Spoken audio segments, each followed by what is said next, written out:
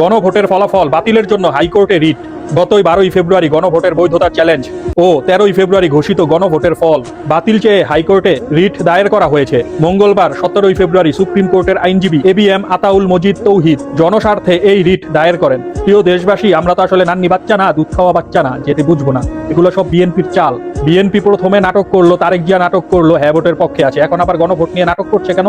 যেখানে দলের চেয়ারম্যান বর্তমান প্রধানমন্ত্রী প্রথমে নির্বাচনের আগে কথা দিয়েছে, এখন তারা নির্বাচনের পরে তার চেলা চামুন্ডারা নাটক করতেছে। ওকে, ইনশাল্লাহ 17 বছরের ফ্যাসিস্টকে জুলাই যোদ্ধারা যেভাবে ভাগিয়েছে তাদের অধিকার তারা আদায় করে নিতে জানে। জাতির সাথে এরকম বেইমানি করে প্রথমেই আপনারা আপনাদের কার্যক্রম শুরু করছেন না, ভবিষ্যৎটা ভালো হবে না, দেখে নিয়েন, বলে রাখলাম। মির্জা আব্বাসের পিছুই ছাড়ছে না নাসিরউদ্দিন পাটোয়ারি, কারণ সে উচ্চকক্ষে আসতে যাচ্ছে।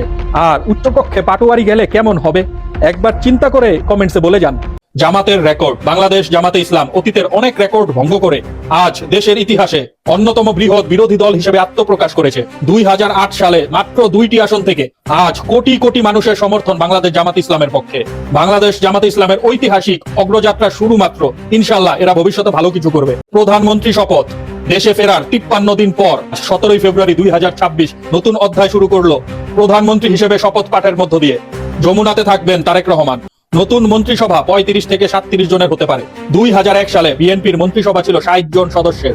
প্রবীণ, নবীন, দক্ষ ও অভিজ্ঞ নেতারা মন্ত্রিসভায় অন্তর্ভুক্ত হচ্ছে। মাননীয় প্রধানমন্ত্রী তারেক জিয়ার প্রতি রইল অনেক অনেক শুভকামনা।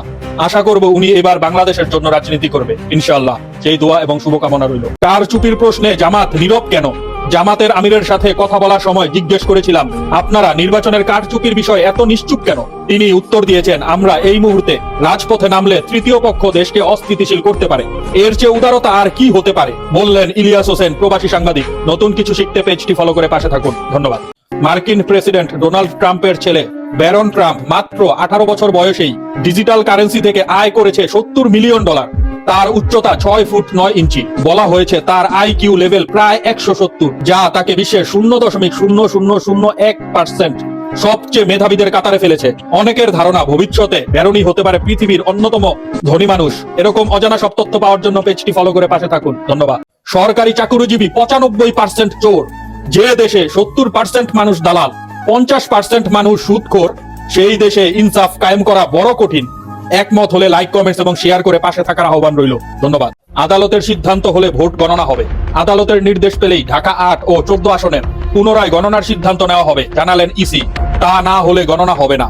আপনারা কে কে চান এই 2 আসনের ভোট আবারও পুনরায় গণনা করা হোক? গঠনমূলক কমেন্টসের মাধ্যমে আপনাদের মতামত জানিয়ে যাবেন এবং ভিডিওটি লাইক এবং শেয়ার করে সকলের মাঝে ছড়িয়ে দেওয়ার আহ্বান রইল, ধন্যবাদ। ইরান এমন জবাব দেবে শত্রুরা কেঁদেও কুল পাবে না।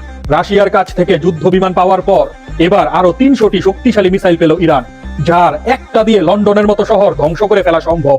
আর সেই মিসাইল হাতে পেয়েই খামেনি বলেন, কেউ যদি ইরানে হামলা করে তবে তার জন্য প্রস্তুত আছে এই শক্তিশালী মিসাইল। প্রিয় ভিউয়ার্স, রাশিয়ার এই সাহায্যকে আপনারা কিরকম ভাবে দেখছেন? এটাই প্রকৃত বন্ধু, বিপদেই বন্ধুর পরিচয়, কি বলেন আপনারা?